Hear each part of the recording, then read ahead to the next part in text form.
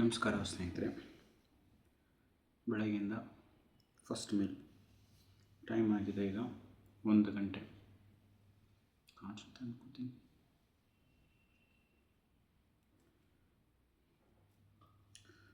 Usually ಬೆಳಗ್ಗೆ ಹೋದರೆ ನನ್ನ ಟ್ರೈನಿಂಗು, ಕ್ಲಾಸಸ್ಸು, ಪರ್ಸನಲ್ ಸೆಷನ್ಸು ಎಲ್ಲ ಮುಗಿಸ್ಕೊಂಡು ಮನೆಗೆ ಬಂದು ಮುದ್ದೆ ಸಾಂಬಾರು ನಿಜವಾಗ್ಲೂ ನಾನು ಮಾಡ್ಕೊಂಡಿಲ್ಲ.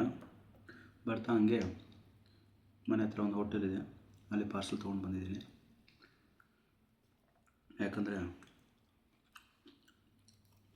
ನನಗೆ ಮಾಡಿಕೊಂಡು ತಿನ್ನೋಷ್ಟು ಈಗ ಪೇಷನ್ಸ್ ಇಲ್ಲ. ಈಗ ಅಡುಗೆ ಮಾಡಿಕೊಂಡು sambar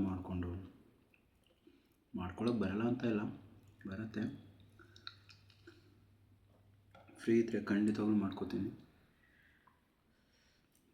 most of the time ವೀಕೆಂಡೆಲ್ಲ ಫ್ರೀ ಇರ್ತೀನಿ. ಆ ವೀಕೆಂಡಲ್ಲೂ ಏನಾದರೂ ಕೆಲಸ ಬ್ಯುಸಿ, ಮತ್ತೆ ಆಗಲ್ಲ. ಮನೆ ಕ್ಲೀನ್ ಮಾಡಬೇಕು,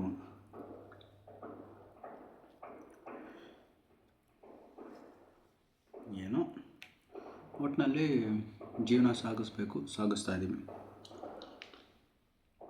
ಒಂದಲ್ಲ ಒಂದಿನ ನಮ್ಮ ಬದುಕಲ್ಲ. ದೀಪಾವಳಿ ಹಬ್ಬ ಬಂದೇ ಬರುತ್ತೆ. ಅಲ್ಲಿವರೆಗೂ ತಾಳ್ಮೆಯಿಂದ ಕಾಯ್ಕೊಂಡು ಇರಬೇಕು. ಅದೇ ಹೇಳ್ದಂಗೆ ಬೆಳಗ್ಗೆ 3:40 ಕೇಳೋಣ ಅಂದ್ಕೊಂಡೆ, ಆಗಿಲ್ಲ.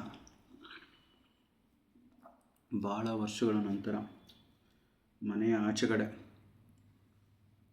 ಯಾವಾಗಲೂ ದೇವಸ್ಥಾನಗಳ ಸಣ್ಣವರಿದ್ದಾಗ ಮನೆಯಲ್ಲಿ ಕಟ್ಟೆ ಮೇಲೆ ಮಲಗ್ತಾ ಇದ್ದ ಅಭ್ಯಾಸ.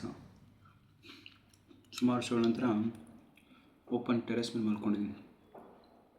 ಸ್ಟಾರ್ಟಿಂಗ್ ಏನೋ ಚಳಿ ತಡ್ಕೊಬೋದು ಅಂದ್ಕೊಂಡೆ, ಆಗಲಿಲ್ಲ. ಅದು ಹೇಳಿದ್ನಲ್ಲ, 1 ಗಂಟೆಗೆ ಎದ್ದು ಬಂದುಬಿಟ್ಟು ಹುಡ್ಡಿ ಮತ್ತು ಕ್ಯಾಪ್ ಹಾಕ್ಕೊಂಡು ಹೋಗಿದ್ದೆ, ಮತ್ತೆ ಮಲ್ಕೊಂಡೆ. ಸ್ವಲ್ಪ ನಿದ್ದೆ ಡಿಸ್ಟರ್ಬೆನ್ಸ್ ಇತ್ತು. 4:15 ಎದ್ದೆ. ಸೇಮ್ ಸ್ನಾನ, ಪೂಜೆ, ನಂತರ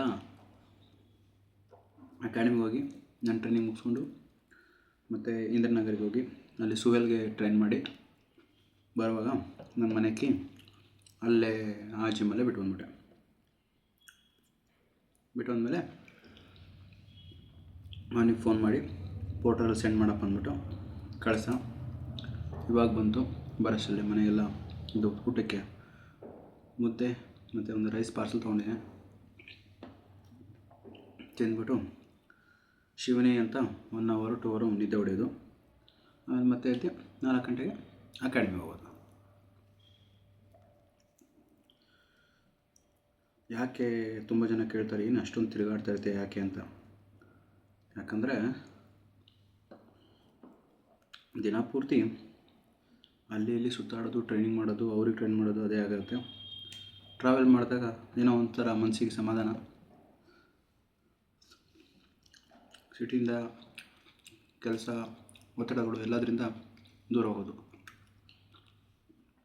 ಹಾಗೆ ಅಷ್ಟೇ ಜೀವನ.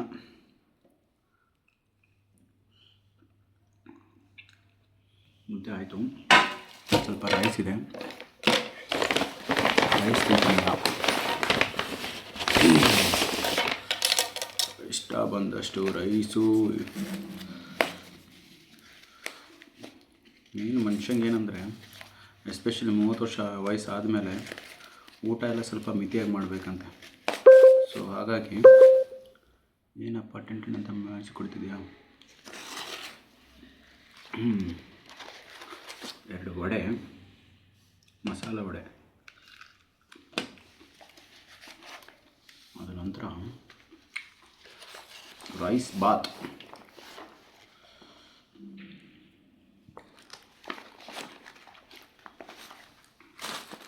ಇದಕ್ಕೆ ಸ್ವಲ್ಪ ಚಟ್ನಿ.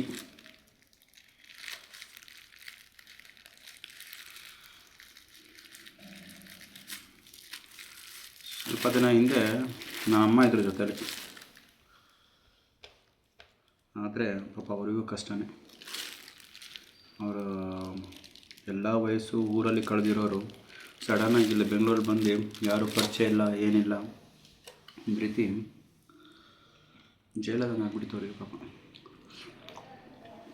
ನಮ್ಮ ಸ್ವಾರ್ಥಕ್ಕೋಸ್ಕರ ಬೇರೆಯವ್ರ ನೆಮ್ಮದಿ ನಿನಗೆ ಹಾಳು ಮಾಡಲ್ಲ. ಸೊ ಅದಕ್ಕೆ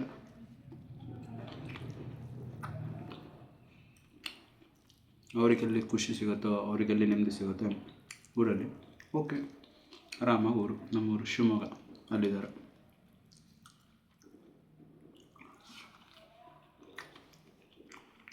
ನಮಗೆಲ್ಲ ನೋ ಪ್ರಾಬ್ಲಮ್. ಚಿಕ್ಕ ವಯಸ್ಸಿಂದನೇ ಅಲೆಮಾರಿ ಜೀವನ ಸ್ಟಾರ್ಟ್ ಮಾಡಿರೋರು ನಾವು. ಒಂಟಿಯಾಗಿ ಬದುಕೋದು ನಮಗೆ ಅಭ್ಯಾಸ ಆಗೋಗ್ಬಿಟ್ಟಿದೆ. ಮಳೆ ಇರಲಿ, ಗಾಳಿ ಇರಲಿ, ಚಳಿ ಇರಲಿ, ದೇವ್ರ ಹತ್ರ ಕೊನೆಗೂ ಬೇಡ್ಕೊಳ್ಳೋದು, ಎಂತಹ ಕಷ್ಟಗಳೇ ಬಂದರೂ ಅದನ್ನು ಮೆಟ್ಟಿ ನಿಲ್ಲಿಸುವಂಥ ಶಕ್ತಿ ಕೊಡಪ್ಪ ಅಂತ.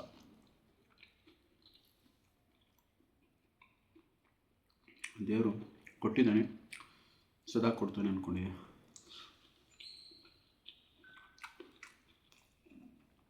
ಓಕೆ ಫ್ರೆಂಡ್ಸ್, ಇದು ನಮ್ಮದು ಈ ದಿನದ ಫಸ್ಟ್ ಮೀಲು. ನೋಡೋಣ, ಇವತ್ತಿಂದ ಮತ್ತೆ ಟ್ರೈನಿಂಗ್ ಸ್ಟಾರ್ಟ್ ಮಾಡಿದ್ದೀನಿ. ಸ್ವಲ್ಪ ಔಟ್ ಆಫ್ ಶೇಪಲ್ಲಿದ್ದೀನಿ. ಬೆಳಗ್ಗೆ ಬಾಕ್ಸಿಂಗ್ ಮಾಡಿದ್ದೆ, ಇವತ್ತು ವೇಟ್ ಟ್ರೈನಿಂಗ್ ಮಾಡಬೇಕಾಗಿತ್ತು, ಮಾಡಿಲ್ಲ. ಸಾಯಂಕಾಲ ವೇಟ್ ಟ್ರೈನಿಂಗ್ ಮಾಡಿ ಒಂದು ಜುಡೋ ಸೆಷನ್ ಮುಗಿಸಿ ಒಂದು ಸಿಂಪಲ್ ನಾರ್ಮಲ್ ವೇಟ್ ಟ್ರೈನಿಂಗ್ ಮಾಡ್ತೀನಿ. ಅದಾದ ನಂತರ ಇವತ್ತು ರೆಸ್ಲಿಂಗ್ ಸೆಷನ್ ಇದೆ ಈವ್ನಿಂಗ್. ರೆಸ್ಲಿಂಗ್ ಸೆಷನ್ ಮುಗಿಸಿ ಮನೆಗೆ ಬಂದು ಊಟ ಮಾಡಿ ಮತ್ತೆ ಮನೆಗೆ ಕೊಡೋದು. ನೋಡೋಣ 90 days mind and body transformation video ಹೇಗೆ ಹೋಗುತ್ತೆ ಅಂತ.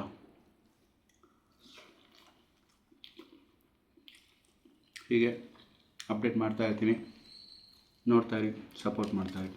Thank you guys, love you.